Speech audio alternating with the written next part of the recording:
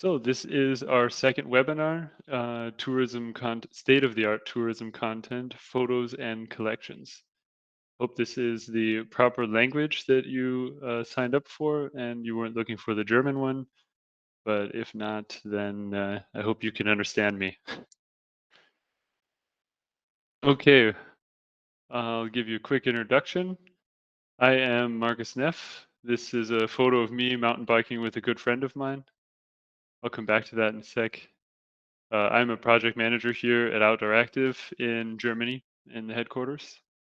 And this is our webinar series. We have new webinars every week, and going through the end of February is our schedule so far.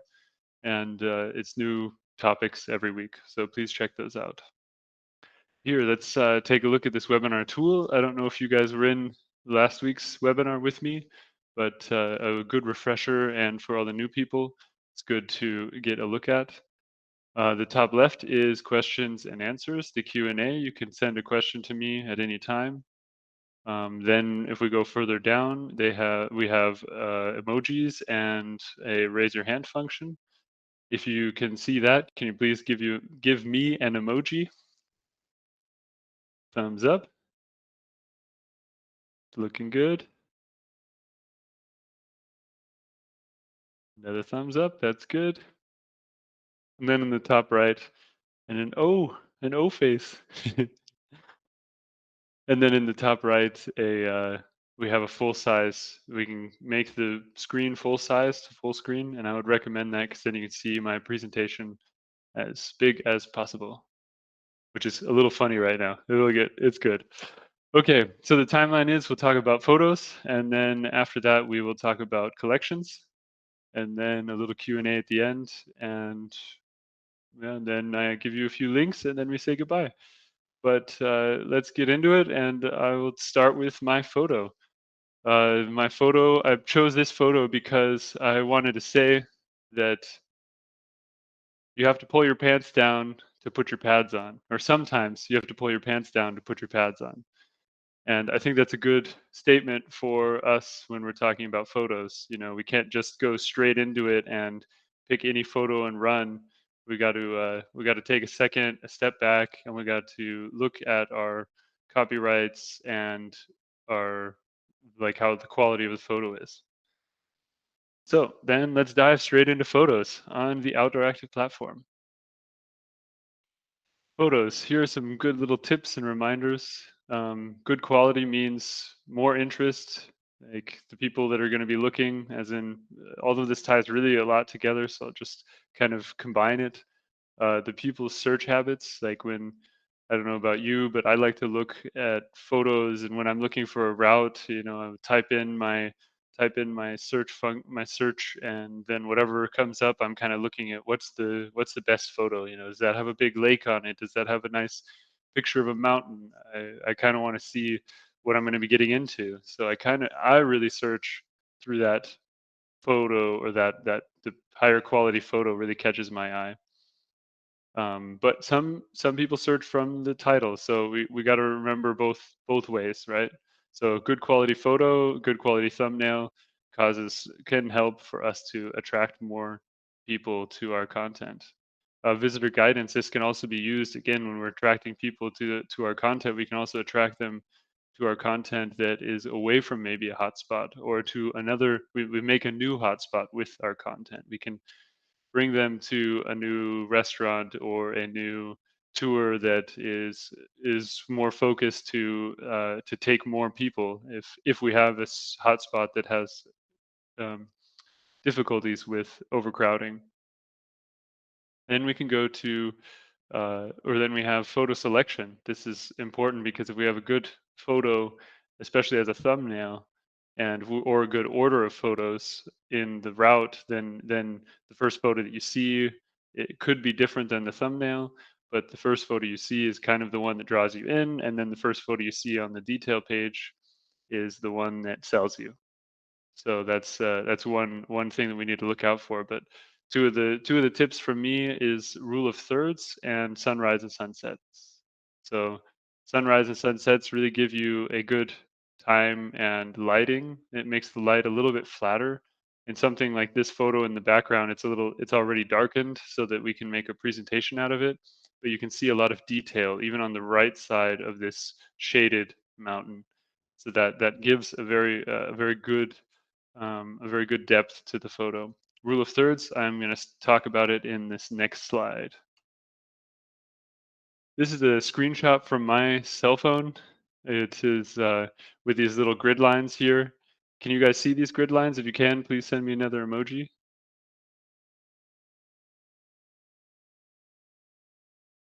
because they are really light. So I don't know if you guys can see. There we go. There's a couple emojis. So the grid lines here is each one is a third of the frame, right? So we have each section is one third of the photo going up and to the side, and this is a really basic function or a basic tool for making good photos is using this rule of thirds. This isn't the best photo to show you that on. I just took this out the window right here a few hours ago, so when I show some other photos, we'll be able to see a better rule of thirds placement. Go to the next slide. This is a photo I took in France on a mountain biking trip. This photo is really, I attempted to do the rule of thirds. So you can see this grass is cut here in the first third a little bit, a little over the first third.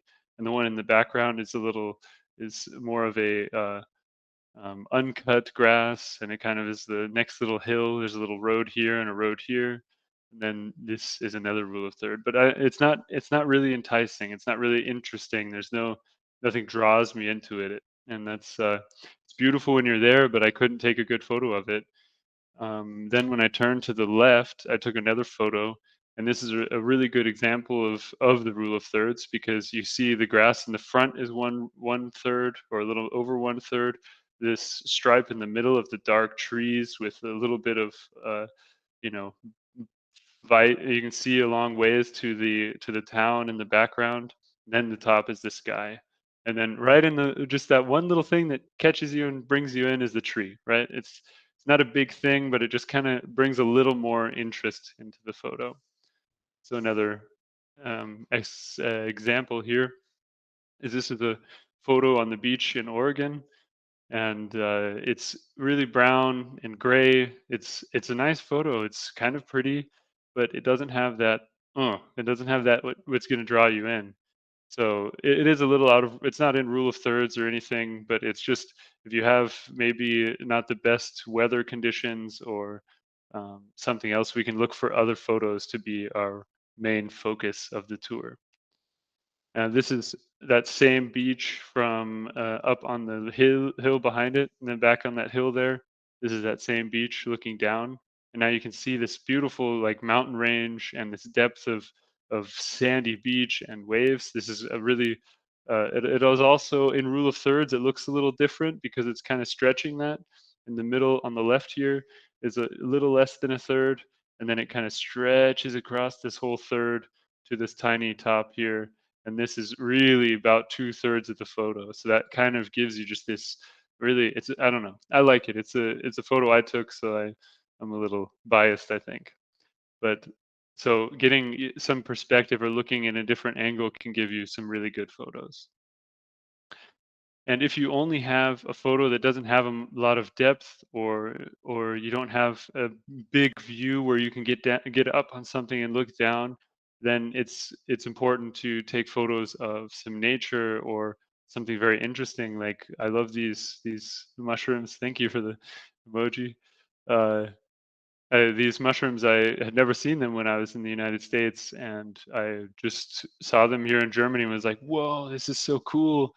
You know, poisonous mushroom is kind of a funny thing, and it reminds me of the Mario mushrooms. So I took a photo from underneath, and this kind of it can draw you into a tour or route or a POI without having something big. You just need something small, just in detail.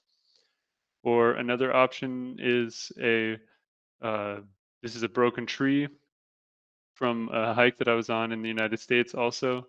and I just love the texture, right? It just kind of it brings a little bit interesting, right? It's like what is gonna pull the person in on the first photo or any of the photos on the tour. If you have good ones that just kind of show you like, oh, these are really good. It just makes that tour sound or feel better. So people are gonna go on it.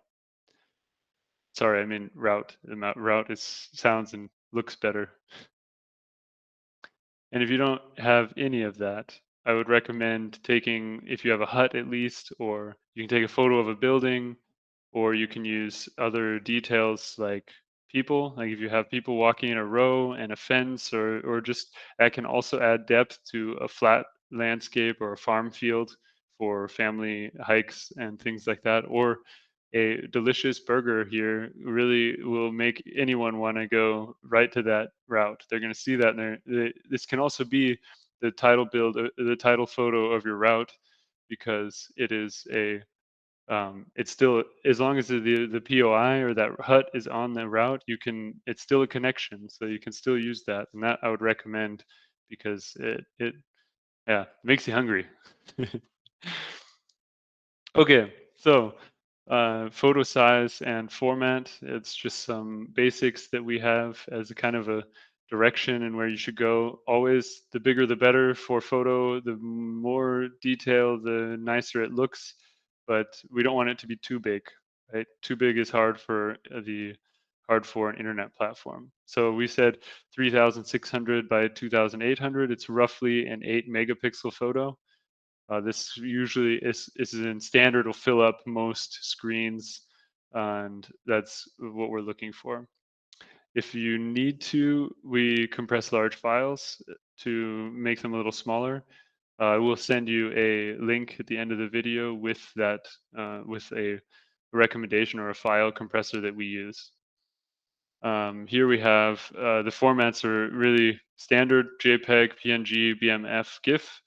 I would recommend JPEG. It's just simple, the most common of all of them, and it has quite a bit of detail. 16 by 9, so landscape photo. Just most of our standard displays are in this shape, and because of that, we also make our apps with the capability to have the 16 by 9 photos. So this is it's just a very general, like if you have a stand up or a portrait photo, the sides will have little gray bars, and that draws a little bit away from the quality of the tour. So recommend that landscape photo. So let's jump into the tough stuff. The stuff that you're probably here for is about copyrights and knowing where and what photos I can use.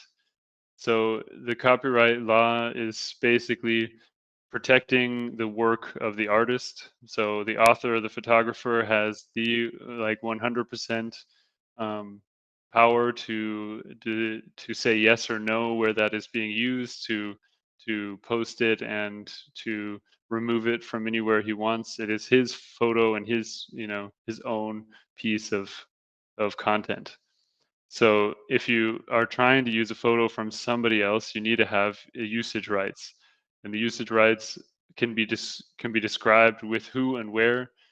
So a photographer can offer you his photo, and that's then saying that you are allowed to use this photo, and the specifics can be per country, per platform, for print.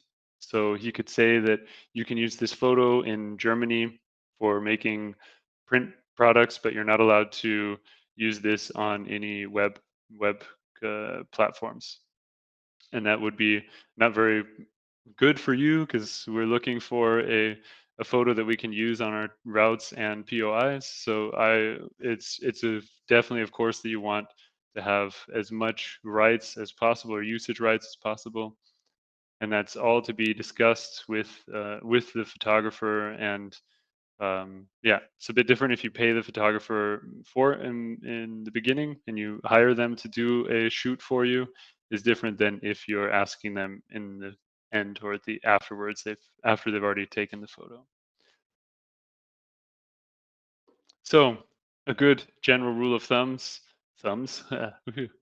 general rule of thumb is photos you took are the ones you can use because your your own photos are your own content, and photos from your friends, colleagues, family, and other professional photographers again need to have usage rights.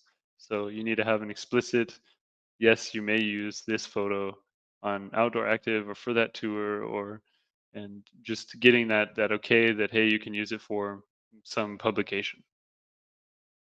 It needs to be more specific when you're working with more specifics as with a professional photographer, but or you can use photos within your media browser. The only um, tiny little star on that is that if you have a professional photo that you have only got rights for maybe one tour or very small minute or small things, small amount of rights for, then that could be in your media browser, and you would have to inform your um, other users not to use that. But again, I would not recommend uploading any photo that you don't have complete usage rights to, especially if it's on one of your tours or your POIs, because then you can come to a problem where you then are infringing on copyright law, and it's just not good. So let's stay away from that. But in the general, photos from your own media browser have been uploaded and have the proper license and the proper author attached to the photo, so that when you use it, you can use it again because it's attached to a POI or attached to a the route that you have. So that's the other way. And then the photos with proper Creative Commons license are also acceptable to use. We'll talk about in the next slide. Here are some licenses. So exclusive rights, that's self-explanatory. A photographer has exclusive rights over his own photos, and um, he doesn't have to give them out if he doesn't want to. Rights managed is a one step, maybe a little closer. Very high quality content usually comes with the rights managed photo. That's usually under contract. Could be as limiting as one country or something, as one platform, which in some cases, or in our case, it would be saying that you need the usage rights for Outdoor Active, and that's very not often the case. That's if you find a photo that's beautiful and then you go to the photographer and ask him for usage rights, then it could come to a rights manage situation where you make a contract. Um, Royalty free. This is not to be mistaken with free of rights, because this is still a license that has been paid for or been purchased by you, and then it allows you to use that photo. I don't believe that on Shutterstock, Photolia, or iStock Photo, they have any other specific rights managed or things that hold you back from using the photos completely after you've purchased one of these royalty-free photos. Then maybe on some other websites, but that's you still have to purchase the photo to be able to use the rights. Creative Commons. This is the interesting or the good place for us when we can't create our own or have our take our own photos. Then we have the possibility to use Creative Commons photos. These have a CC license, so it'd be written as CC. BY is that when this photo is published anywhere else, it needs to have that author's name as the publisher, so or as the photographer. And then it goes through. The ND is not to be edited. SA is to, you can edit, but it has to have the same license or the same, so it has to be posted again with the exact same license.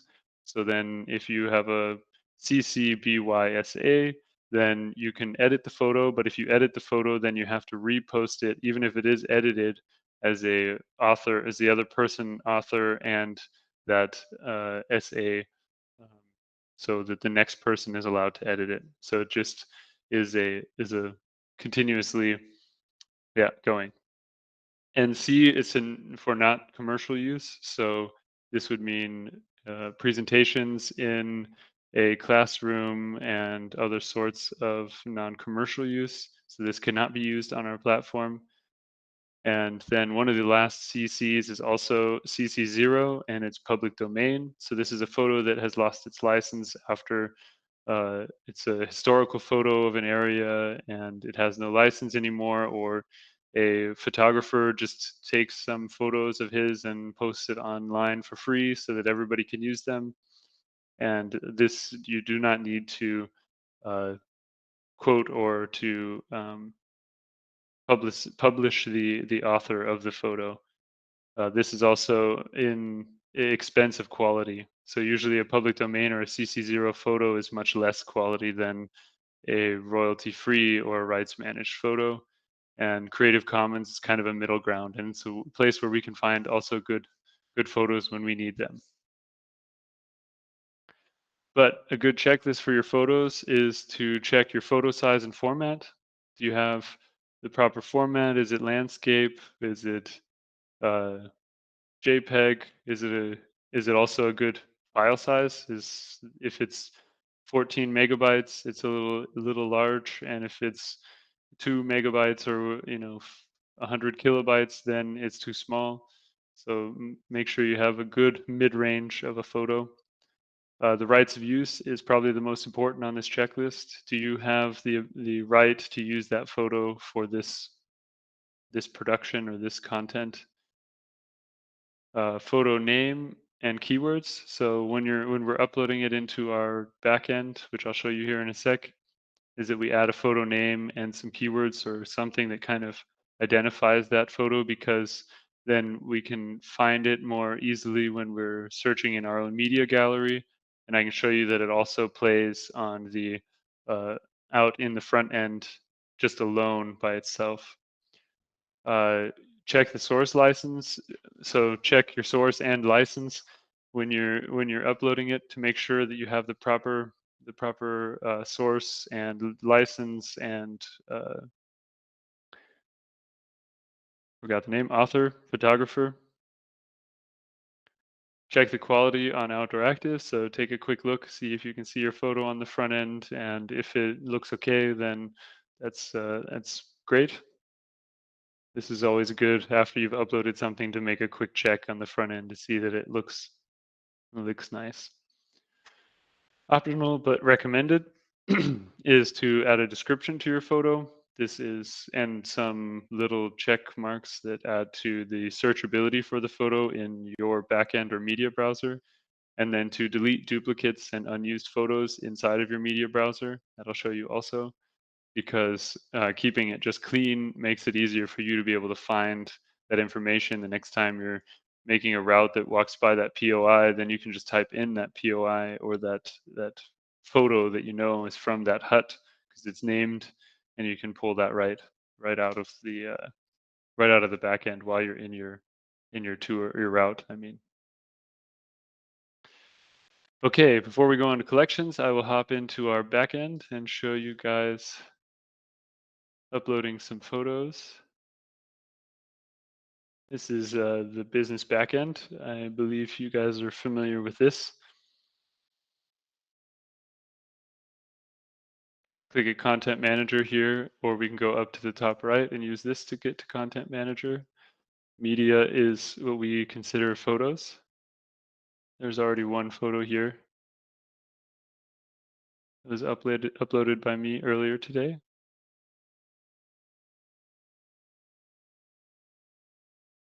Let's see, where did I put?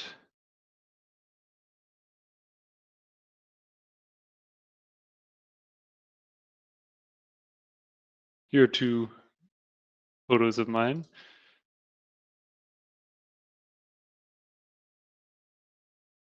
Add a title, or what does the photo show? Sunset on the Dreisam. This is a river in Freiburg, Germany. I'll show you in just a sec. And this is a waterfall in Oregon. I have forgotten exactly which waterfall this is. I wanted to check before this video, but I didn't get around to it. Let's save those.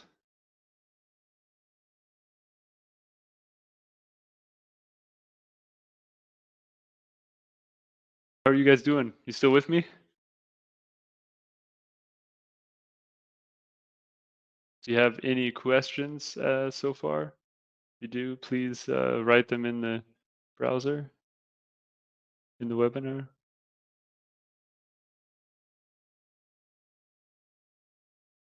Okay, then after we have added our photos, I would go into the photos and edit them. I would like to show you, this is just the overview. You can see it's a size large, 4000 by 3000 pixels.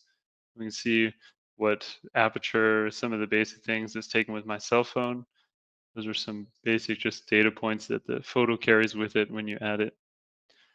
This is not Karen Doe. I would like to be named as myself when in using this photo. Sorry, Nif. But you can also use Max or anybody else inside of your user group from this bar, this drop-down menu, and then the author waives his right to be named as author. So this you would use in a CC0 situation.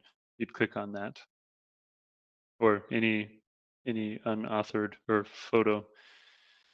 Source is the OA webinars. That's my user group. Or you can add a different source if it is Pixabay, Shutterstock, any other place you have gotten or received your photo. That's what you need to add.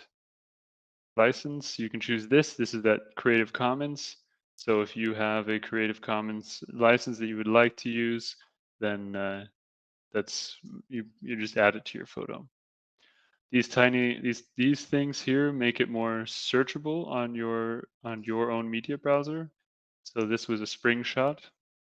Oh, this was a spring shot. It was spring. Yeah, it was May. And this was not a bog. This is a landscape. Do I have a waterfall here? Water routes? I wouldn't say that.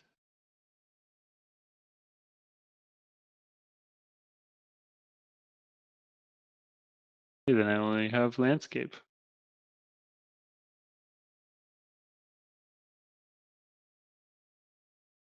But it is spring landscape. We can add a good description here. Waterfall next to trail. XY. I forgot the trail. I'm sorry. I wish I would have pulled that up before the meeting.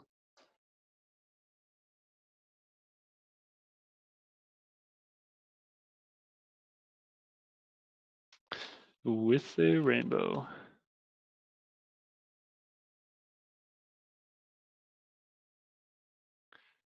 Then we can use copyright here to add some more copyright information if we need to about the photo. But that is all we need to do. We click save. It adds our description and our little titles. This is waterfall in Oregon. Ooh, I should have chose the other POI. Don't know exactly where this one is on its Sanium Pass. I could search for a while, but I think I'm gonna just add a little. Oh, I'm getting close. There's Clear Lake. It's gotta be right. I think it's this one. Maybe. Gotta be this one. The big parking spot. I think that's the. Maybe I'll put it here. So that's the hike there. And then, oh, did I save that? I think it automatically saved. Nope. Sorry, guys. Doing something again.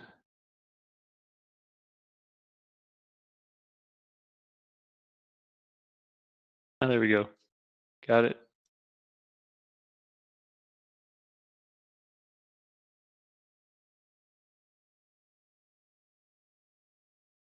We need to click save.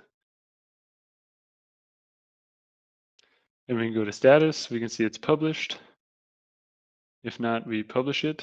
This is a good thing to do You can leave it published. If you don't have a geometry on your photo, then you won't be able to find it in the front end.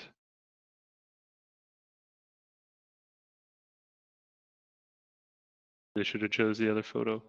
I can do this again for the other one, but if we come here and we add the photos layer, we should be able to see all the photos that are on the map and have their own geometry.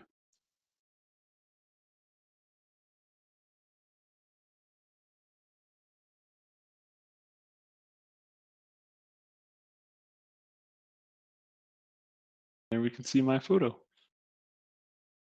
So that's the only way that the photo will be seen is when when it has a geometry here under location on the front end, when you don't have it attached to another route. But if you have it located and attached to a route or anything, then it still will be played in that map. But it's a cool little feature. Makes people interested. Oh, that looks nice there when they just browsing through the photos. Let's go back to the media gallery. Open up the sunset on the Jaisom. I'm not going to fill everything out here, but just that I don't need to fill anything out. I showed you guys all of that in the other photo. Okay, I think that is everything for our photos. A good description, a good name that has keywords like the title of the river, the sunset. Oh, you can also click here to view it on Outdooractive. This shows you then your how the photo looks. See, it looks pretty nice. And then you just make sure that your photographer, your source is correct, your license, and adding a few of these you would like, and a location. But if this isn't set, then this won't be viewable in the front as on the map here with the photos layer.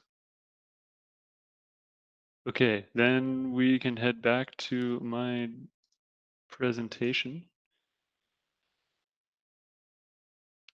So any questions on photos before I switch to collections?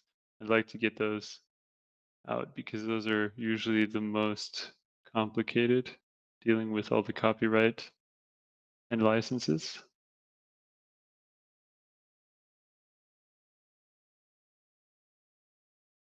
And raise your hand. Nobody? Okay. Then I will go on to the next one. Collections. This is quick and easy. I would like to, I just showed you the slide. I'm going to go right back into the back end. Contents collections. So this is still under the content manager. And now we can just add a new collection. I'm going to call it a triathletes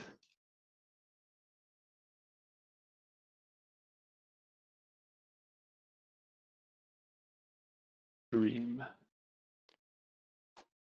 Click save. And I'll pull up my little bit of text here for the description. Also click save. And you can leave you choose somebody from your own, or you can make an unknown author. I would like to have myself as the author or Karen as the author. The manual sorting, I'll show you in a second. This is for the content that you add. This in lists or in collections, you can add both POIs and routes. I will show you that here because we don't have a swimming activity. Not the easiest when you have open lakes and things like that. So I would like to add the Große Alpsee. This is a lake here in our area, right around the corner. Then I will add sorry, wrong spot. I'd like to show you how to add, not by searching. This is in the searching menu. You can use all categories, contents only within your group, or you can come here to ID and you can type in the exact ID of the tour that you would like, or POI, and you have to press the plus sign. Then it will add it. I want to add one more tour.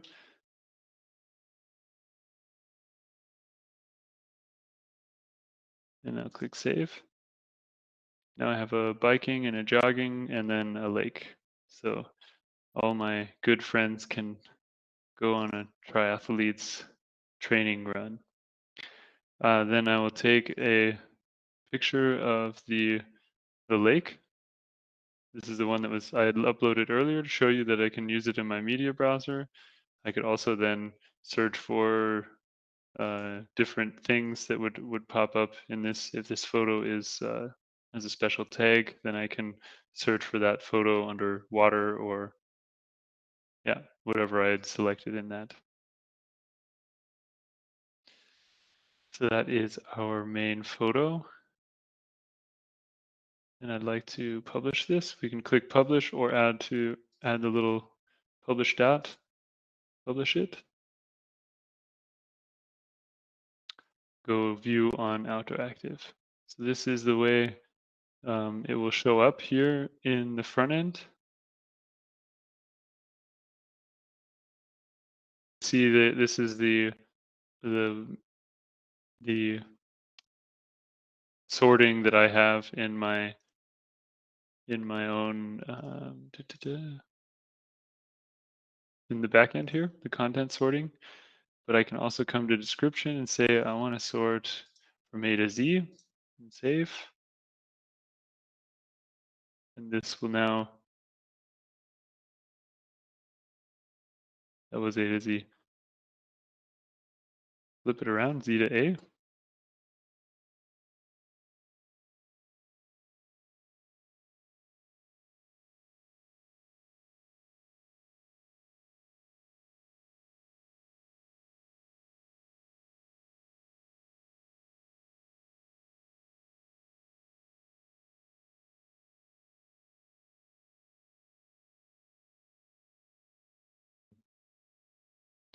Sorry. The way this is supposed to work is that when I click here, most recently added, should change automatically maybe I'm looking in the wrong spot. Maybe I need to check here. Yep. Okay. So it does not change this order here, but it will change the order inside the front end. So when I go back to manual, then it will show up. I want to go with the jogging first, and then the biking, just like a normal triathlon, and then save. That should be how it shows up. Lake, jogging, biking. Okay, that is how we make a collection. You can find collections here in the front end under the inspiration tab. Popular and trending are both automatically produced or like added to this group. And then editor's picks is what we have chosen to show as our most interesting and best collections. This is where we find collections. Okay, well, I hope that you guys had fun. I still have a few more slides, and yeah, a little bit more. So don't go jumping out just yet. The next thing I wanted to say is inspire your visitors. Use some good titles for your collections, like Hiking with Your Furry Friends, Best of, Top 10, Our Best Family Hikes. All of these give really good, inspiring, or pulling in names that our customers or that not our customers, our members are looking for. So I would highly recommend coming up with something yourself and using your own region in the title, and that would help bring people in and show them what they want. Because I don't know about you guys, I always like to have recommendations to do something when I go somewhere new because I don't know the place. I could pick some route right on the map out, but if I have a list of the best routes to do in the area, I'm going to say, oh, which one has the best photo in that route, or which one do I like the most? Then I'm going to go on that one because it has more elevation change, so I can go look at the top of a mountain. But Yeah. Here in the back end, I have under Content Manager my photos. And when I don't want to leave my photo here, I can use this delete function, where there's also setting it to delete and then using this the trash bin and saying remove. And that will remove that completely from the platform. We have webinars this January, or in January and February, every Thursday at 4 p.m. Central European Time. There are new topics every week. That's at this location. Here, I'll send you some links to that um, compressing website, so where you can find more information on the website, where you can find more information on our website about photos and handling them. I hope you guys had a good time. I definitely did. Hope to see you guys back in the next webinar or in some webinars coming up in the future. But other than that, have a wonderful evening and goodbye.